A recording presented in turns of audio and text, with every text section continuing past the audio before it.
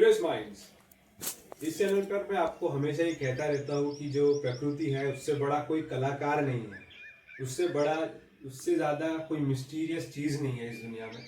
और नेचर के तरीके जो है काफ़ी ज़्यादा कई बार हैरान कर देते हैं, चौंका देते हैं। ऐसा ही कुछ मैं आपको यहाँ पर दिखा रहा हूँ आज।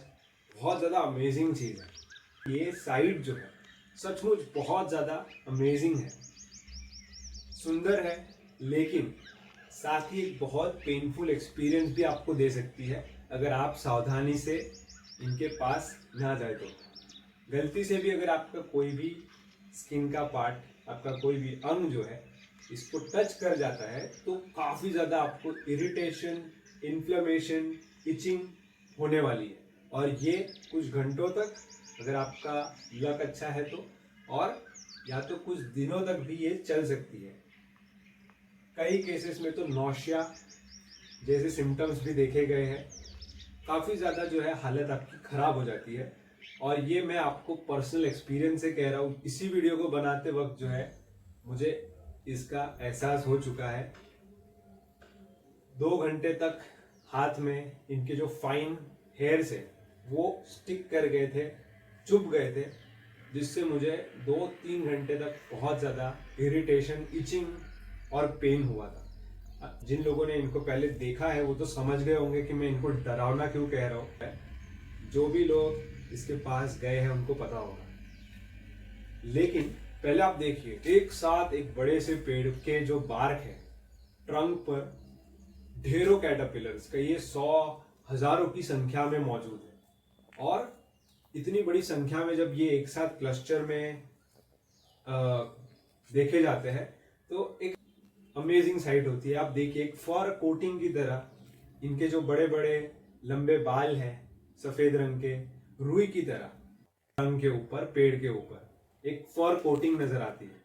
इसी वजह से कुछ स्पीसीज है मॉथ्स की, कैटरपिलर्स की, जब उनके कैटरपिलर्स जो है एक साथ ऐसे नजर आते हैं हजारों की संख्या में, तो उनको ब्लैंकेट वर्म्स कहा जाता है। उसी में एक स्पीसीज है जिसके बारे में आज हम देखने और समझने वाले हैं।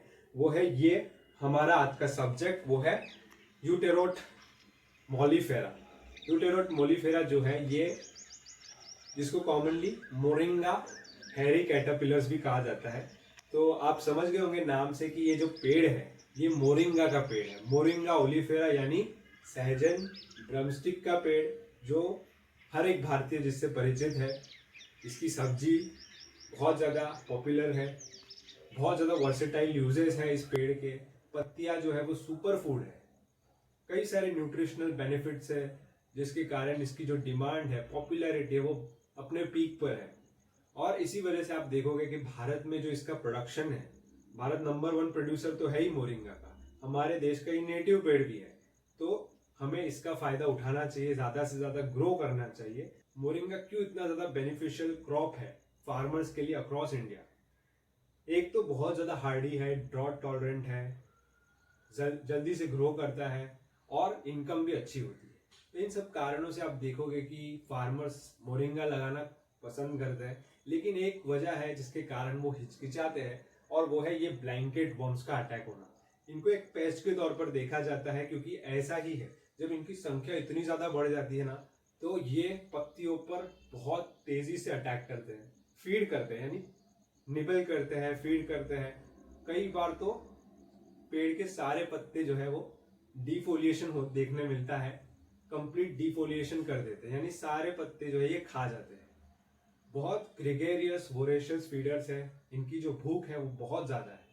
और इसी वजह से क्रॉप्स को, मोरिंगा के पत्तों को काफ़ी ज़्यादा नुकसान पहुंचता है, इकोनॉमिक लॉसेस भी उठाने पड़ते हैं। लेकिन हम यहाँ पर किसी के फार्म में तो है नहीं, हम तो नेचर की गोद में है, प्रकृति की गोद में है। और यहाँ पर वाइल्ड, ये सब जो है ये वाइल्ड है, और यहाँ पर मैं नहीं कह सकता कि हमें इनको हटाना चाहिए। आपकी प्राइवेट लैंड है, आप इकोनॉमिक पर्पस के लिए मोरिंगा को ग्रो करते हो, तब आप इनको हटाने का सोच सकते हो। यहाँ पर तो ये वाइल्ड में है, ना ही मेरे पास कोई अधिकार है मैं इनको हटाऊं, और ना ही मैं ऐसा कभी करूंगा, क्योंकि ये फ्यूचर पॉलिनेटर्स है जो कि हमारे जो इकोसिस्टम को है वो लार्जर बेनिफिट्स प्रोवाइड करते हैं। तो इनको मारना वाइल्ड में तो बिल्कुल भी गलत है। आपके प्राइवेट लैंड पर आप इनको किसी अच्छे मेथड से जो है नेचुरल तरीके से भी हम इनकी पॉपुलेशन को कंट्रोल में रख सकते हैं। जैसे कि बेनिफिशियल इंसेक्ट्स को बढ़ावा देना अपने फार्म में, चाहे वो एग पैरासिटॉइड वॉस्प हो, लेडी बर्ड बीटल्स हो, या फिर कैटरपिलर पे फीड करने वाले दूसरे इंसेक्ट्स हो। इनको अगर हम इनके नेचुरल प्रेडेटर्स को अगर बढ़ावा देंगे तो एग स्टेज में ही इनका खात्मा हो सकता है। दूसरे और भी कई सारे तरीके हैं जिनसे हम इनके इंटीग्रेटेड पेस्ट मैनेजमेंट जिसको कहा जाता है वो, जिसमें होलिस्टिक अप्रोच और काफ़ी सारे दूसरे मेथड्स जैसे कि रोटेशनल फार्मिंग, सूटेबल दूसरे क्रॉप्स लगाना ताकि आपका जो मेन क्रॉप है वो डैमेज ना हो, उतना ज़्यादा अफेक्ट उस पर ना हो। दूसरे क्रॉप्स जो जिसको सैक्रिफिशियल क्रॉप्स कहा जाता है वो भी आप लगा सकते हो। इनको ना मारने का मेरा सिंपल सा कारण यही है कि ये फ्यूचर पॉलिनेटर्स है, खूबसूरत मॉथ्स इनमें से मेटामॉर्फोसिस के बाद फॉर्म होते हैं, काफ़ी सुंदर होते हैं, लेकिन हमारे में पेशेंस शायद नहीं है कि हम इनके मेटामॉर्फोसिस प्रोसेस तक वेट करें, एडल्ट बनने तक इंतज़ार करें और जल्दी से इनको हटाना चाहते हैं। मैंने देखा कई सारे लोग जो है बहुत सारे तरीके, जो ट्रेडिशनल तरीका है कि इनको बार्क पर अगर है तो इनको जला दो पेपर के सहारे, पूरा बार्क पर आग लगा देते लोग, एक ट्रेडिशनल तरीका है। या फिर केमिकल वाले स्प्रेस का इस्तेमाल करते हैं, डिटर्जेंट, सोप वाटर, बहुत सारे तरीके से इनको हटाया जाता है और ये आप भी कर सकते हो अगर आपको इकोनॉमिक लॉस होता है तो। बट वाइल्ड में मैं ये सजेस्ट नहीं करूँगा क्योंकि इनका रोल है, इनका इम्पोर्टेंस है और बहुत ही सुंदर मॉथ्स इनमें अंत में तैयार होते हैं और हमको पॉलिनेटर्स की दुनिया में बहुत आवश्यकता है। जिस स्पीसीज को अगर हम देख रहे हैं यहाँ पर, अगर मैं इसके क्लासिफिकेशन की बात करूँ तो ये फैमिली यूपटेरोटिडे के अंदर, जिनको कॉमनली मंकी मॉथ्स भी कहा जाता है, यानी मंकी मॉथ को ही हम यहाँ पर देख रहे हैं। Genus Eupterote, species Eupterote mollifera, commonly moringa hairy caterpillar इनको कहा जाता है।